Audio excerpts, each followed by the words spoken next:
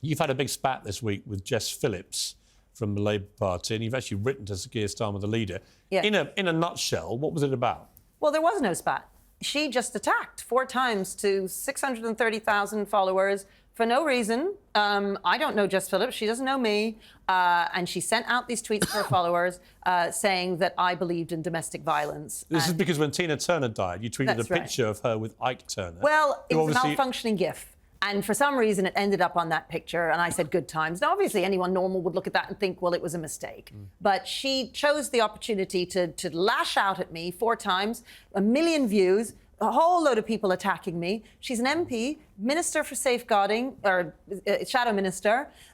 She called into question the safeguarding policies at my school. She called into question my ability to do my job. Why? I mean, I don't have anything to do with justice. Well, is it because you gave a speech to the National Conservatism Conference? In other words, they view you now as being political on the other side. You say that. At every political conference, party political conference, there will be head teachers and teachers who speak at the Labour conference, at the Conservative conference.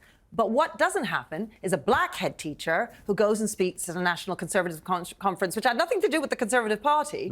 But the fact is, there is an unconscious bias on the left where they sort of believe, no, and not everybody on the left, but too many think that black people should not lean conservative. And the fact is... That's true. I do lean conservative, generally speaking, but I believe in unconscious bias. That's quite a leftist idea. So I'm a bit, I have ideas from both sides. And the problem with this particular type of unconscious bias is that because it belongs to the left reject it. The right don't like to recognise racist unconscious bias. So neither side is recognising that this is an issue. I think it's something that Priti Patel, Suella Braverman, Kemi Badenoch, I think they suffer from it too. I think I suffer from it regularly, where people say, how dare you go and speak at that conference? And I think, well, why shouldn't I speak at that conference? Well, some of the things you said, I was cheering, and I don't identify as right-wing.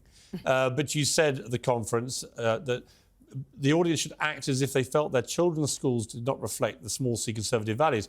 Well, I'm asking you, said, how much do you love your country? Yeah. How much do you love the values that you claim to defend? Do you love them enough to tweet under your own name? Yeah. Do you love them enough to change your child's school to one that's less woke? Yeah. Ignore the impact on your social status? Yeah. Do you love them enough to do more than simply chat to your friends who already agree with you at dinner parties? For heaven's sake, man, you said, stand up and be counted. As Russell Crowe says in the film Gladiator, a clip you regularly play to your staff, hold the line, stay with me, what we do in life echoes in eternity. That's right. I wanted to cheer that. Yeah. Not because I think you're conservative, but because actually these used to be values which most British people held. And I suspect a lot more still do than people think. Well, and what I was trying to say to them is, if you think these things, then get up and say it. For goodness sakes. And, after I spoke to them, a woman stopped me on her bike on the street and she said, I'm going to speak out more. I'm going to say what I think. And I thought, great, that's what we need to do. Because too many people are quiet about what they think. I totally agree. There is a silent majority. They're getting a little noisier,